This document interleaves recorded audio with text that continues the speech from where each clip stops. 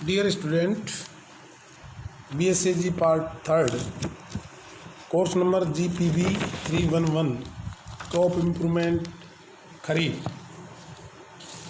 इसके अंतर्गत हम ब्रीडिंग फॉर बाजरा पढ़ रहे हैं। आज के टॉपिक में हम पढ़ेंगे ब्रीडिंग ऑब्जेक्टिव्स फॉर बाजरा। विद्यार्थियों, जैसा हम जानते हैं कि किसी भी क्रॉप की ब्रीडिंग करने के लिए या किसी भी क्रॉप में वैराइटल इम्प्रूवमेंट लाने के लिए सबसे पहले ब्रीडर को उसके ऑब्जेक्टिव्स निर्धारित करने होते हैं। ब्रीडर को एक प्लांट आइडियोटाइप या कहिए ब्लूप्रिंट तैयार करना होता है कि हमें किस प्रकार का पौधा चाहिए, किस प्रकार की वैरायटी चाहिए, क्या उसकी क्वालिटी होनी चाहिए, क्या उसमें ऐसे कंपोनेंट हों जिनका समावेश हम नई वैरायटी में करना चाहें जो पहले उपलब्ध ना हो। तो इस प्रकार से प्लांट आइडियोटाइप का कंसेप्ट डेवलप करते समय बहुत सारी बातें ब्रीडर के दिमाग में आती हैं और आनी चाहिए। इस प्रकार से ब्रीडिंग ऑब्जेक्टिव फॉर बाजरा, जब बाजरा की हम बात करते हैं तो हम जानते हैं बाजरा एक बहुत हार्डी क्रॉप है। एक तरह से ये कह सकते हैं कि बिल्कुल रफ टफ क्रॉप है बाजरा, और बिल्कुल एरिड और सेमी एरिड कंडीशंस में जहाँ सॉइल की जो क्वालिटी है वो भी काफ़ी पुअर होती है और मैनेजमेंट पार्ट है वो भी काफ़ी पुअर होता है, और बिना किसी प्लांट प्रोटेक्शन के भी बाजरा को बोया जाता है।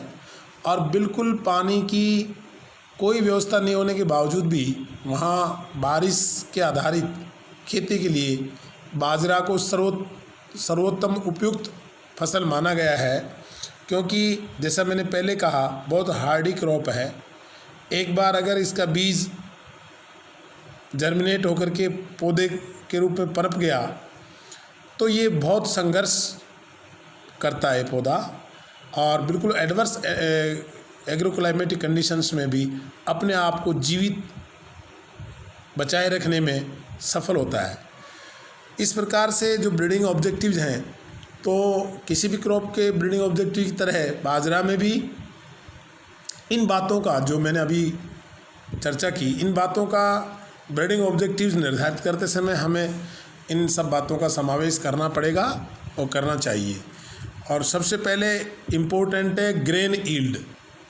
तो breeding for higher grain yield, जब breeding for higher grain yield की हम बात करेंगे तो इसमें कौन कौन से ऐसे फैक्टर्स हैं जो ग्रेन ईल्ड को सीधे सीधे डायरेक्टली और इनडायरेक्टली कंट्रीब्यूट करते हैं।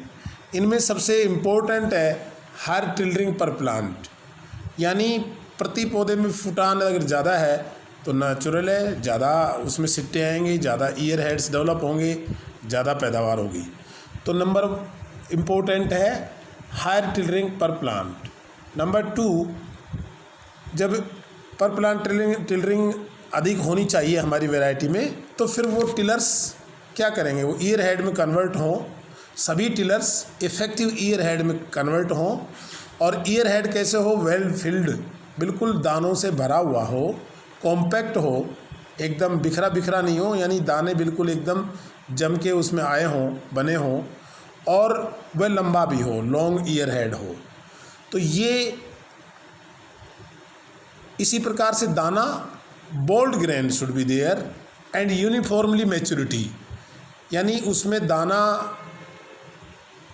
अच्छा हो, मोटा हो, और उसकी पूरे सिट्टों की जो पकाव का समय है वो यूनिफॉर्म हो, एक रूपता रहे, तो उसमें पैदावार को, ग्रेन ईल्ड पैदावार को बढ़ाने में आसानी रहेगी, मदद देगी।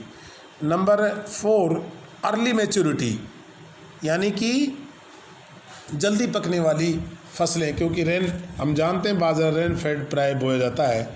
तो रेन फेड में जो रेनफॉल पैटर्न है स्पेशली हमारे इंडिया का, और जो भी एरिड सेमी एरिड ट्रैक्ट्स हैं अदर देन इंडिया आल्सो, उन सभी में रेनफॉल पैटर्न काफ़ी पुअर है। तो अर्ली मैच्योरिटी के लिए हम काम करेंगे। और नेक्स्ट है फोटो पीरियड इनसेंसिटिविटी। हम जानते हैं कि बाजरा शॉर्ट डे प्लांट है, यानी पकाव के समय इनको शॉर्ट डे प्लांट, तो फोटो पीरियड अगर इनसेंसिटिविटी कैरेक्टर को हमने इनकॉर्पोरेट कर दिया तो चाहे फोटो पीरियड लॉन्ग हो या फोटो पीरियड शॉर्ट हो, इससे कोई फ़र्क नहीं पड़ेगा, पैदावार आपको अच्छी मिलेगी, पैदावार हमें अच्छी मिलेगी, पैदावार किसानों को अच्छी मिलेगी। अतः ये इम्पोर्टेंट ऑब्जेक्टिव है, फोटो पीरियड इनसेंसिटिविटी होनी चाहिए। इसी प्रकार से bristled ears to reduce the bird damage, यानी जो बाली है, जो ईयर हेड है, उसमें कुछ ऐसे रोए या कांटेनुमा स्ट्रक्चर्स, ब्रिस्टल्स जिनको बोलते हैं, स्ट्रक्चर होनी चाहिए, जिससे कि बर्ड डैमेज बहुत होता है बाजरा में, क्योंकि बाजरे का सिट्टा जो है, बाजरे का ईयर हेड जो है वो काफ़ी लंबा होता है और चिड़िया और अन्य पक्षी उस पर आराम से बैठ करके और पिकिंग करते हैं, दानों का नुकसान करती हैं। तो इस तरह ब्रिस्टल्ड अगर ईयर होंगी तो निश्चित तौर पर पैदावार में इजाफा होगा। और इसी प्रकार से क्वालिटी वाइज भी अगर हम बात करेंगे तो yellow endosperm to increase the vitamin A, और इसी प्रकार से कुछ और जैसे प्रोटीन कंपोजिशन में जो अमीनो एसिड्स कंपोजिशन है उसमें भी लाइसिन, ट्रिप्टोफैन, इनकी जो मात्रा है वो हमें बढ़ानी चाहिए, जो कि एक हमारा मेन मोटो होना चाहिए। ये क्वालिटी को भी डिटर्मिनेट करते हैं। तो इस प्रकार से ये तमाम बिंदु किसके लिए हैं? हायर यील्ड के लिए हैं, हायर ग्रेन यील्ड के लिए। इसी प्रकार से दूसरा महत्वपूर्ण ऑब्जेक्टिव है ब्रीडिंग फॉर फोरेज यील्ड। तो फोरेज जैसे डुअल पर्पज क्रॉप है बाजरा, it can be grown for grain as well as for fodder. इसका फोडर बहुत इम्पोर्टेंट है, कड़बी इसको बोला जाता है हमारे यहाँ देहात में, लोकल भाषा में। तो फोडर की भी हमें आवश्यकता है। पशुओं की जनसंख्या को देखते हुए चारा की कई बार किल्लत आती है, और बाजरा ही एक ऐसी फसल है जो चारे की पूर्ति में अपना अहम योगदान करता है। तो चारे के लिए इम्पोर्टेंट है higher fodder yield with non lodging habits, यानी उसकी लंबाई ज़्यादा हो, फोडर यील्ड ज़्यादा हो और नॉन लॉजिंग रहे। लॉजिंग करेंगे यानी वो फसल गिरेगी, वो सट्टे गिरेंगे, इनके टहनियाँ गिरेंगी तो फोडर यील्ड का नुकसान होगा, दाने के यील्ड का भी नुकसान होगा। इसी प्रकार से लीफीनेस, उसमें पत्तियों की संख्या भी पर्याप्त हो ताकि वो जो उसकी चारा है उसको पशु आराम से और चाव से खा सके।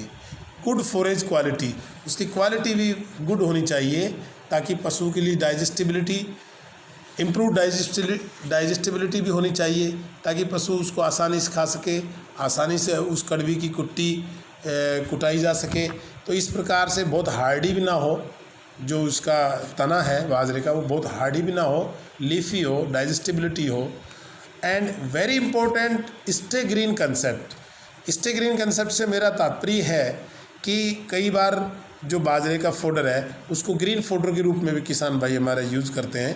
तो ऐसा उसमें करैक्टर डेवलप करना चाहिए कि लंबे समय तक उसके लाइफ स्पान में वह ग्रीन स्टे ग्रीन रहे, उसका जो तना है, उसकी जो पत्तियां हैं वो पीली ना हो, वो सूखे नहीं, ऐसा इसमें समावेश होना चाहिए। इसी प्रकार से तीसरे इम्पोर्टेंट ऑब्जेक्टिव है resistance to biotic and abiotic stresses. तो जैसा मैंने पहले जिक्र किया कि ये बाजरा जो है बड़ी हार्डी क्रॉप है, तो एबायोटिक स्ट्रेस की जहाँ तक बात है तो हमें ऐसी वैरायटी डेवलप करनी चाहिए जो कि बिल्कुल पुअर एग्रोक्लाइमेटिक कंडीशंस में वो कुछ ना कुछ अपनी पैदावार दे सके। तो ऐसी वैरायटी, ऐसे जीन्स का समावेश हम वैरायटी में करें। फिर ऐसी वैरायटी, ऐसे जीन्स डेवलप करनी चाहिए अगर वहाँ एग्रोनॉमिकल मैनेजमेंट कुछ होता है, यानी पानी मिलता है या ये नाइट्रोजन या नाइट्रोजनस फर्टिलाइजर्स अगर उपलब्ध है तो उनका क्विक रेस्पॉन्स होना चाहिए।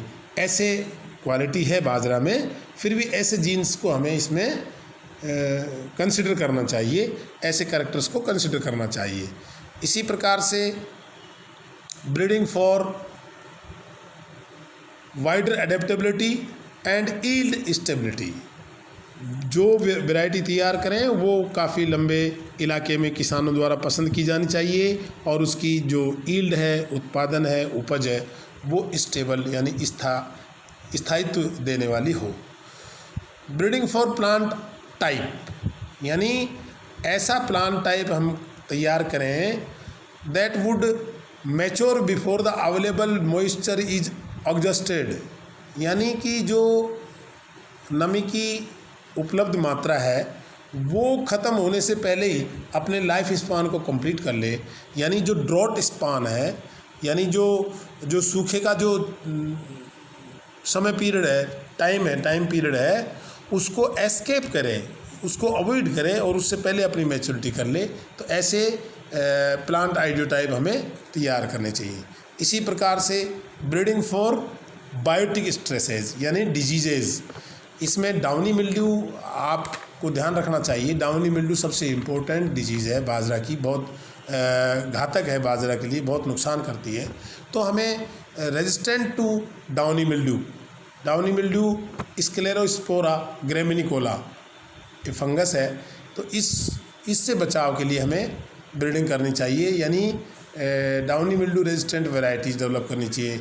इसी प्रकार से ब्रीडिंग फॉर अर्गट रेजिस्टेंस यानी क्लेवीसेप्स फ्यूजिफॉर्मिस, इस डिजीज़ के प्रति रेजिस्टेंट वैरायटी हमें डेवलप करनी चाहिए, ये हमारा मोटो है। ब्रीडिंग फॉर स्मट्स यानी टोलिपोस्पोरियम पेनिसिलेरी, यानी इस स्मट्स से रेजिस्टेंट वैरायटी भी हमें तैयार करनी चाहिए। And resistance for rust resistance, तो ये पक्सिनिया पेनिसेटी। तो इस प्रकार से जितने भी डिजीज़ हैं इनके प्रति रेजिस्टेंट लाइन्स, जीनोटाइप्स, वैरायटीज़ हमें अपने ब्रीडिंग प्रोग्राम में शामिल करनी चाहिए।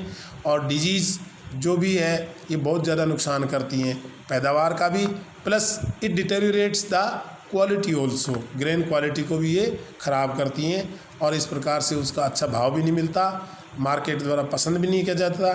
इसलिए ये फील्ड स्क्रीनिंग और laboratory and green house screening techniques are available with scientist.